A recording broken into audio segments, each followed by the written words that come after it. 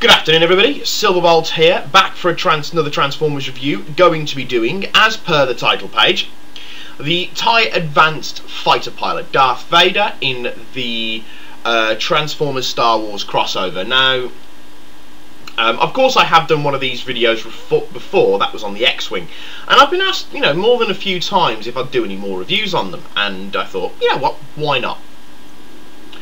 So I thought I'd do the TIE Advanced. Now, like the X-Wing, if you are not a huge follower of the expanded universe, then a lot of what I'm going to say about this is just going to go straight over your head. But bear with me. But do feel free, to look rather confused. Now then, the TIE Advanced was a prototype vessel that was first seen being flown by Darth Vader at the Battle of Yavin, which is of course in Star Wars film A New Hope, where the Rebel Alliance destroyed the first Death Star. Now, the TIE Advanced, as per its name, has several differences over its standard TIE fighter. Now, it still maintains the twin ion engine system, which is where you get the TIE acronym of twin ion engine. Complete with the solar panels that also help power the ship. Now, it is only slightly faster and only slightly more manoeuvrable than a standard TIE fighter.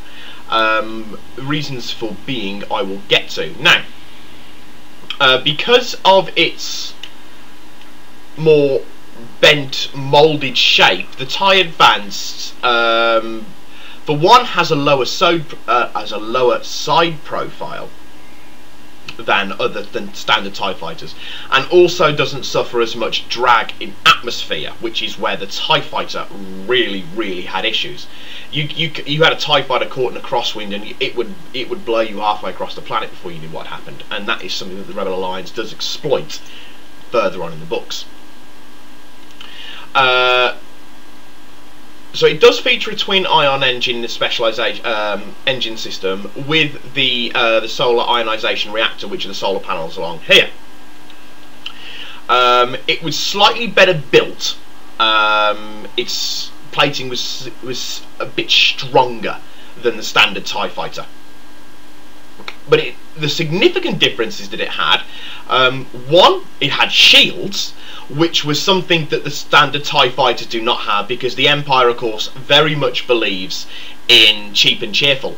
So what? The Empire very much believes in the philosophy, okay, you shot one TIE fighter, now shoot down his other 99 buddies.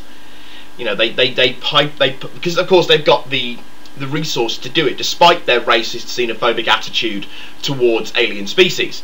Something they eventually do learn to their detriment when you look at some of the great pilots of Rogue Squadron, like Noir Aven, who was a Twi'lek from Rogue Squadron. He was an alien.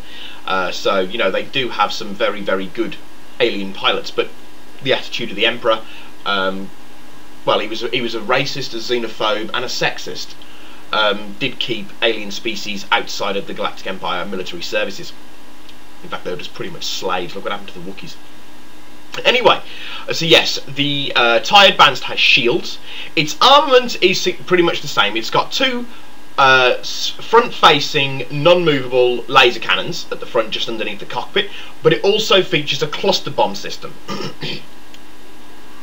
The other main difference with the TIE Advanced is that its targeting interface, which on the TIE Fighter, it has to be said, is very good. The targeting interface on the TIE Advanced was even better. It had and of course it was very good at breaking the jamming system, which disrupted target locks over that most combat ships in both the Rebel Alliance and in the Galactic Empire used. Now then, the TIE Advanced was never put into mainstream production for the simple fact is the Empire considered it to be too expensive. Well, for the simple fact, right, it's got hyperdrive capabilities, which I forgot to mention. It's shielded, it has a cluster system, it's more manoeuvrable, well, no, it's not actually, it's not really more manoeuvrable. It's better made, and of course it's piloted by a Sith Lord. But aside from being piloted by the Sith Lord, it was too expensive for the Empire to put into mainstream production. This is the TIE Advanced 1. Now, if I recall correctly, there was 4 TIE Advanced systems, though they didn't have absolutely humongous differences between the lot. Mostly they focused on just tweaking little bits.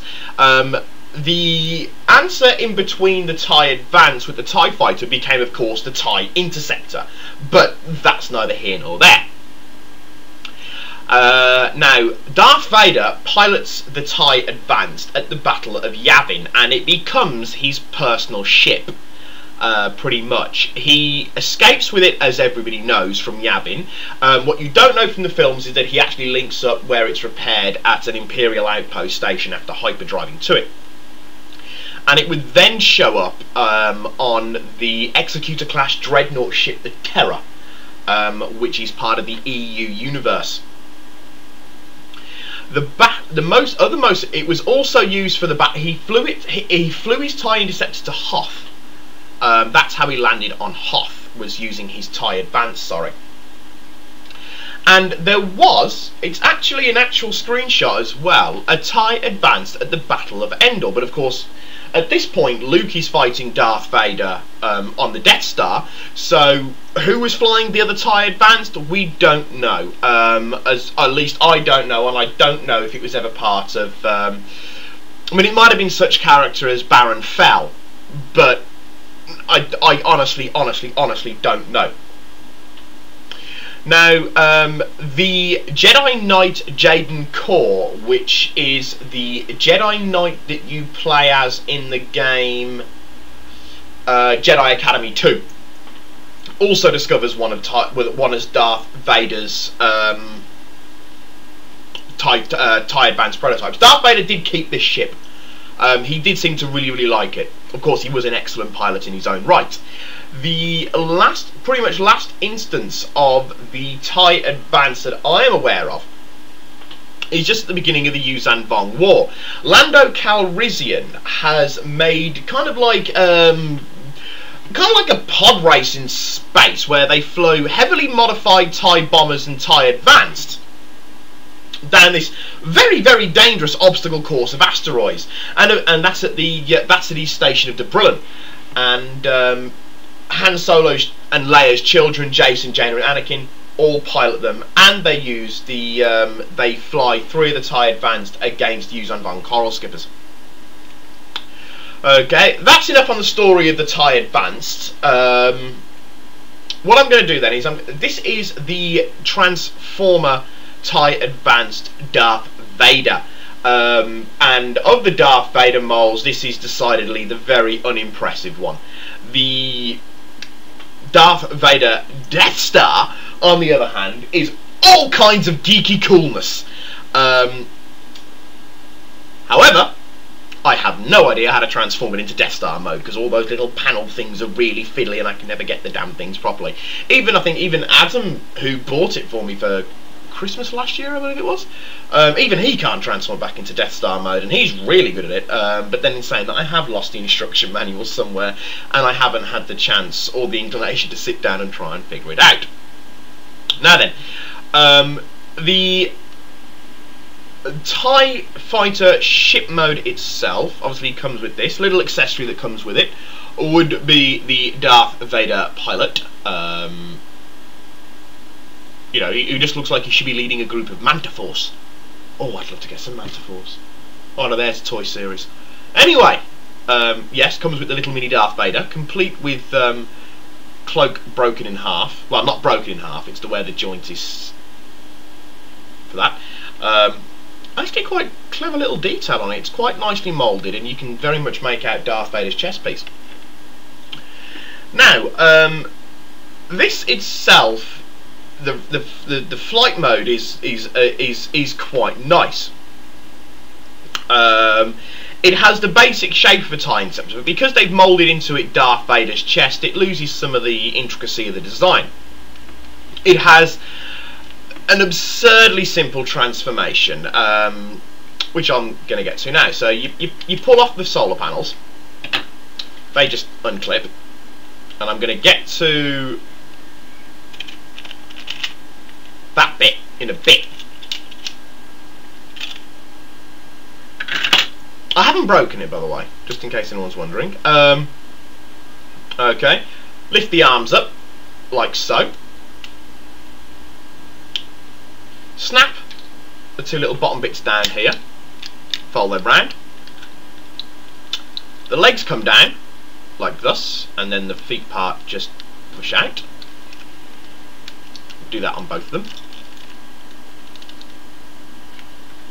And I believe, if I remember correctly, these two bits here just push forward.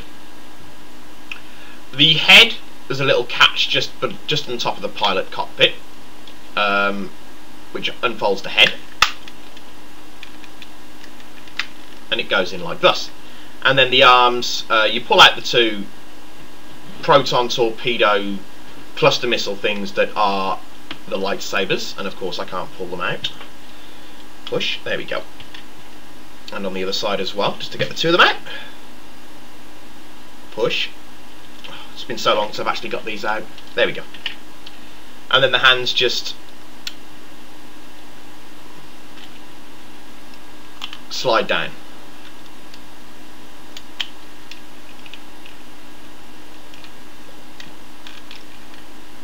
I think that's correct.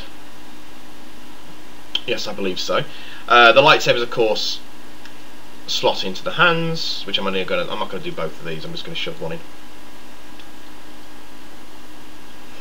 In fact, I'll leave it for now because I'm so warm, my hands are sweaty. Okay. Now then, the solar panels which you had, you can clip them to Darth Vader's arm, but one fits onto his arm and becomes kind of like a shield, a big combat tower shield.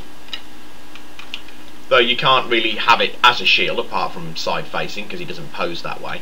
And the other one, which I think it's supposed to be this one, but I'm not entirely sure because it's been a long time since I looked at the instruction manual, slots into the little hole just there into the back, and it forms a back piece.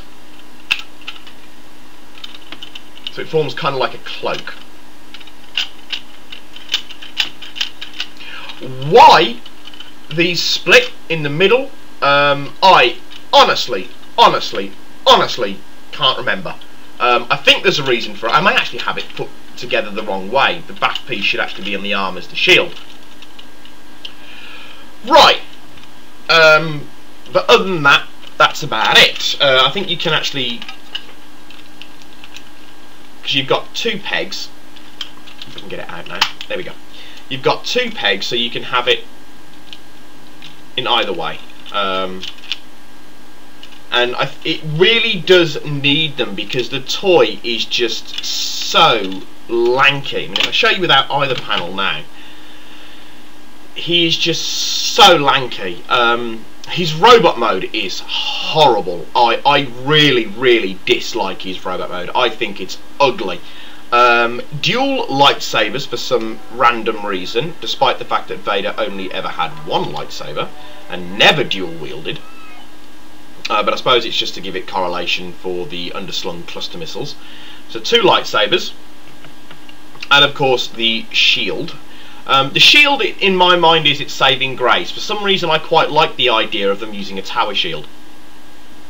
Maybe it's the Swordmaster in me from Warhammer Online, I don't know. Despite the fact that I'm now on Warhammer Online, my rank 35 Shadow Warrior is actually a higher renown rank than my rank 40 White Lion. Shade, be quiet. Don't know what she's doing there. It's probably because the back door's open and she can see someone walking past. Anyway, but yes, lovely alt mode. Same with the X-Wing, really. Lovely alt mode. But the robot mode is gangly horrible. The tower shield doesn't really let you do an awful lot via posability. The legs give you some degree of posability, but not an awful great deal of it. I mean, and because of his gangliness, you know, he's got, I mean, his head looks so ridiculously out of place because it just slots into that clear plastic panel at the top. Some degree of posability, not a huge amount. You know, it's not a bad toy. Well, actually, I don't like it. I don't like its gangliness. It looks like he's been stretched, and that's what I really don't like about him. That's what I really dislike about the toy. Sorry, I'm sitting in a completely different angle here, and I've got the camera literally right in front of me, but I've got my monitor to make sure I'm doing the right thing over there to the right. Yes, right. So, you know, there are definitely better Star Wars models, toys out there in the Transformers crossover range. Not many, but there are better ones, which I've also got a review planned for as well. Of course, if you have got a choice between Darth Vader and Darth Vader, get the Death Star, because the Death Star is uber geek coolness. The Death Star really is fantastic. Right. But this one, no, I don't like it. I don't like it. I just don't like its gangliness, despite the fact that I really do like the fact it's got a tower shield. But anyway, that's me done for now. I can't think of anything else to say on the TIE Fighter Advance or on